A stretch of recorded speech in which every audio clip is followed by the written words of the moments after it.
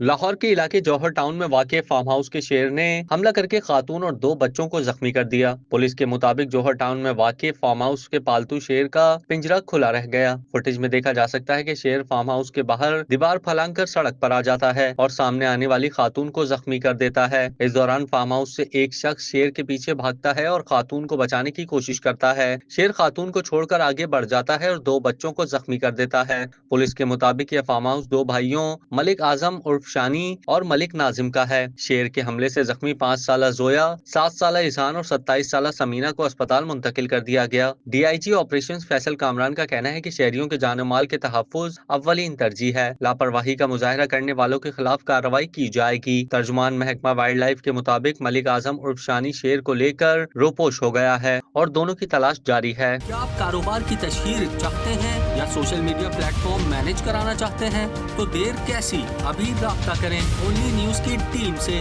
ہمارا contact number آپ کی اسکرین پر ہے۔